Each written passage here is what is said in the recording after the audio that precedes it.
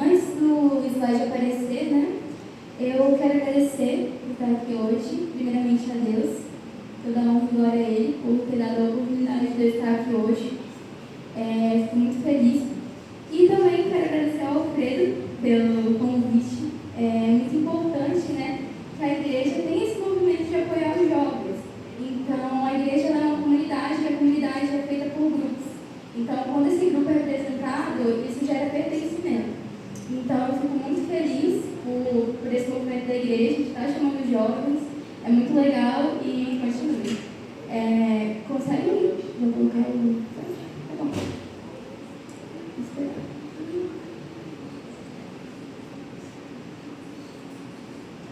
Bom, o tema de hoje é o vazio que só Deus pode preencher. Quando eu estava pensando em qual tema eu iria trazer, eu orei a Deus, né, para que Ele me mostrasse, eu comecei a observar o meu ambiente. Então, o que no meu ambiente que eu acharia relevante trazer que fosse um tema atual? Então, eu percebi que as pessoas, elas estão cada vez mais sedentas por algo. Elas estão sedentas de algo, mas elas não sabem nomear o que. Na minha grade, né, da psicologia que eu faço, a gente vê muito isso de pessoas que relatam sentir um vazio. Estou sentindo um vazio, não sei explicar o porquê. E... tem um negócio aqui. Gente, desculpa, né?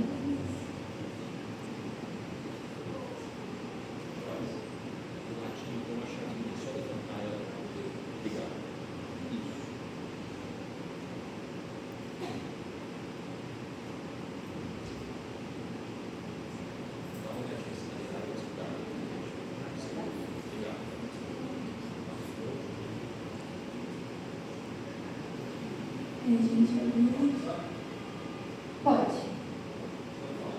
Tá.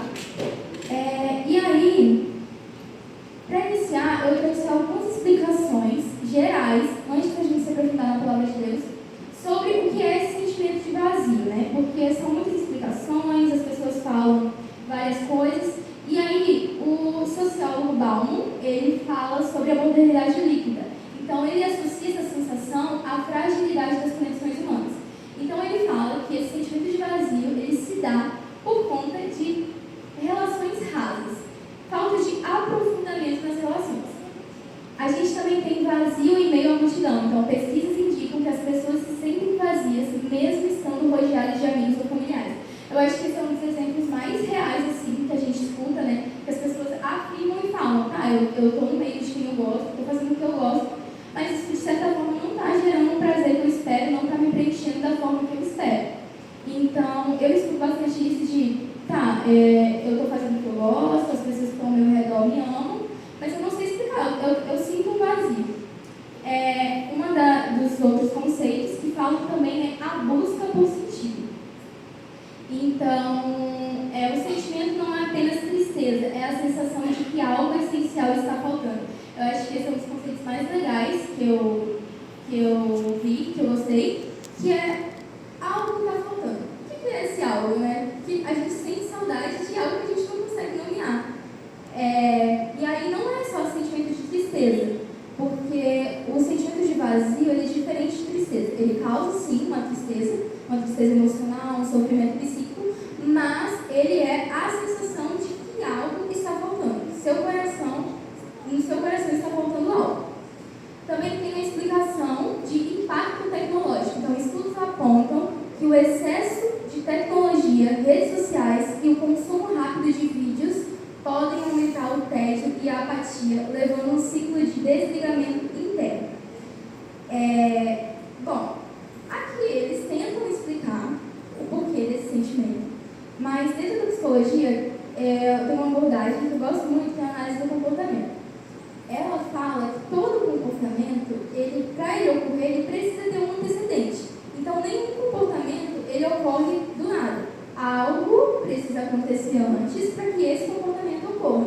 Então, todas essas explicações aqui, já existe um vazio. Isso não explica o porquê desse vazio.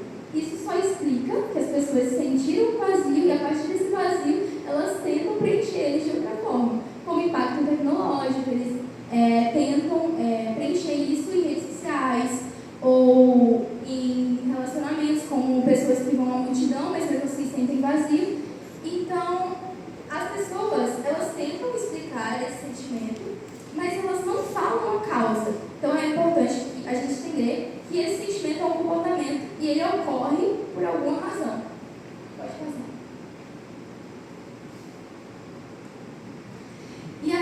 eu trouxe por que isso acontece. Esse psiquiatra é o Viktor Frankl, é uma abordagem que eu gosto muito. Ele participou da Segunda Guerra Mundial, mas ele participou como uma vítima do Holocausto. Então ele passou por 4 holocaustos. Antes de entrar no Holocausto, ele já tinha desenvolvido a logoterapia, ele já era um psiquiatra, já tinha uma carreira consolidada na psicologia, mas aí ele começa a olhar o sofrimento humano por outro lado. Ele começa a se questionar, porque ele estava no Holocausto, mas ele começou a perceber que as pessoas, elas muitas vezes, obviamente, eram assassinadas, mas às vezes elas morriam de suicídio. E aí ele se perguntava, o que leva uma pessoa a se suicidar? O que leva uma pessoa a tomar essa decisão? Claro que tem todo o sofrimento, tudo aquilo que elas viam, mas o porquê disso? E aí ele começa a estudar ali no Holocausto e desenvolver alguns livros. Tem um livro dele que é Em Busca de Sentido, que é um dos livros mais famosos dele. E aí ele tenta explicar esse sentimento de vazio. E aí ele conclui que as pessoas, o sentimento de vazio, ele é gerado pela falta de sentido. Então, quando você não tem um sentido na sua vida, você desenvolve depressão, vícios e desespero. E ele fala que o sentido transcende a razão. Eu gosto da logoterapia porque ela é uma abordagem que ela se achega muito às nossas crenças. Então, aquilo que a gente acredita. Não é só a razão, não é só aquilo que acontece aqui. Há algo além. Então, o Viktor Frankl é um autor muito legal de estudar. E ele fala exatamente sobre isso, que o vazio é a falta de sentido. Tá, pode passar, por favor. E aí, todos nomeiam que falta sentido. Todos falam que falta sentido, que há um vazio por falta de sentido. Tá, mas qual o nome desse sentido? Porque se a gente fala que a nossa vida ela precisa ser movida por um sentido, por um propósito, a gente precisa estruturar isso melhor. Então, quando essas abordagens elas tentam explicar, mas elas não explicam de uma forma completa o que falta na vida do ser humano. Então, isso também traz um ciclo de frustração muito grande para as pessoas, porque elas tentam preencher com relacionamentos, com bebidas, com outras coisas que não é a coisa certa, porque elas buscam nessas teorias a explicação, mas essas teorias elas não explicam de fato o que falta. Então, para a gente, os cristãos, a gente acredita que Jesus é esse verdadeiro sentido. Então, Jesus ele é aquele que preenche todo o vazio do nosso coração. E aí eu trouxe uma frase muito legal que eu vi, eu não lembro qual é o autor, que fala: existe um vazio no homem do tamanho de Deus. Eu acho que isso que explica muita coisa, né? Que realmente todos nós, a gente nasce sedentos pelo amor de Jesus. Só que muitas vezes a gente não consegue nomear isso, a gente não consegue saber que é Jesus que falta nas nossas vidas. E aí, às vezes as pessoas elas passam também a vida inteira tentando buscar a luz por outras religiões, através da meditação, como a gente vê na nossa classe jovem, que as pessoas elas tentam, pela sua autossuficiência, buscar esse sentido e buscar esse propósito na vida delas. E elas acabam entrando em um ciclo vicioso de frustrações que, por sua autossuficiência, elas não vão encontrar o sentido nem o propósito da vida delas. E nós somos criados por um propósito e precisamos vivê-lo de forma completa. Quando isso não acontece, sentimos angústia. Entendemos que esse sentido tem nome e ele se chama Jesus. Então, o cristianismo ele nomeia esse sentido, ele nomeia o que falta no nosso coração. Então, o nosso coração ele tem um vazio do tamanho de Deus. Pode passar. E aí eu também quero falar um pouco sobre identidade, que é muito importante a gente trabalhar a identidade nesse contexto de sofrimento, né? Quando a gente não entende de onde veio, para onde vamos, quem somos, quem nos criou, isso também gera um vazio. Então a gente precisa falar sobre identidade. E aí eu quero que vocês abram em Isaías 43, 1 a 2.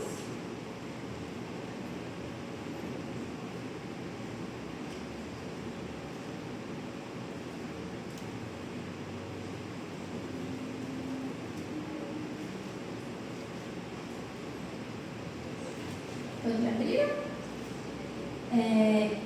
Isaías 43, de 1 a 2 diz: Mas agora sim diz o Senhor que te criou, ó Jacó, e que te formou, ó Israel. Não temas, porque eu te salvei.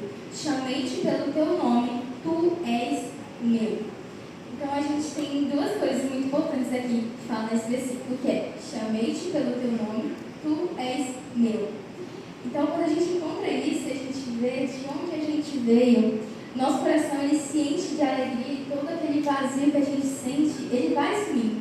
Porque a gente entende quem foi que nos criou. Porque ele fala: eu te salvei, chamei-te pelo teu nome. Ele conhece cada um de nós, ele sabe o nosso nome, ele sabe as nossas dores, ele sabe todos os nossos sofrimentos.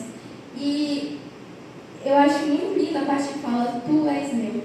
Então, aqui gera identidade, aqui gera pertencimento. Quando a gente entende de onde a gente veio, quem nos chama, quem nos criou, a gente entende que nenhum vazio é forte ou autossuficiente para vencer esse amor que foi Jesus, que é o sacrifício de Cristo por nós.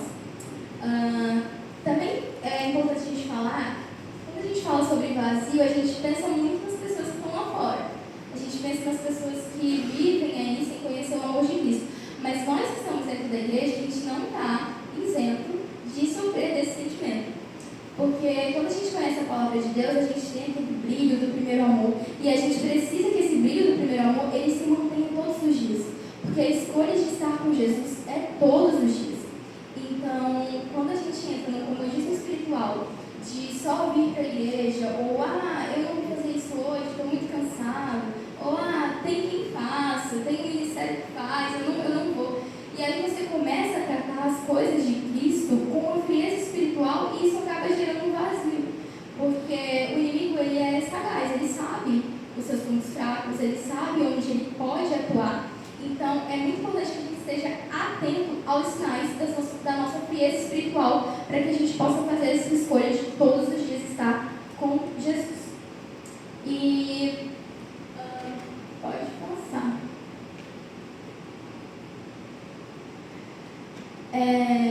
Na Bíblia, ele dá um testemunho sobre a mulher samaritana. Eu acho que todos aqui já conhecem sobre a história dela. E aí eu refleti em um testemunho que eu podia trazer aqui para falar com vocês, que evidenciasse essa questão do vazio espiritual. E aí, lendo a Bíblia, eu me deparei com a história da mulher samaritana, que eu acho que tem tudo a ver com vazio espiritual, falta de sentido, falta de pertencimento, de identidade, de onde ela estava. E Jesus, ele vai até o encontro dessa mulher e ele fala para ela: da água que você beber, dessa água que você beber, não mais terá sede. Então a gente pode ler agora João 4, a partir do verso 5.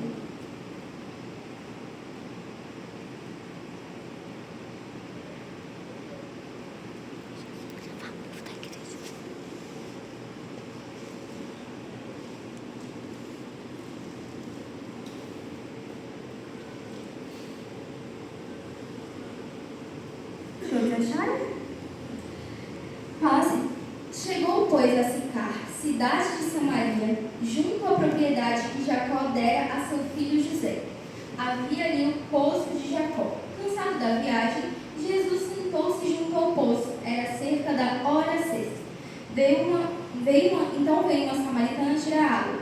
E Jesus lhe disse: dá-me um pouco de água, pois seus discípulos tinham ido à cidade comprar comida. Disse-lhe então a mulher samaritana: como tu, um judeu, pedes de beber a mim, que sou mulher samaritana? Pois os judeus não se davam bem com os samaritanos. Jesus lhe respondeu: se conhecesses o dom de Deus e quem é o que te diz, dá-me um pouco de água, tu lhe pedirias e ele te daria água viva.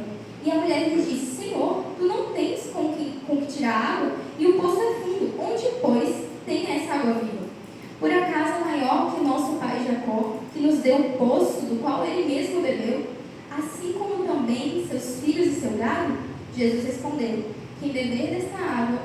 voltará a ter sede.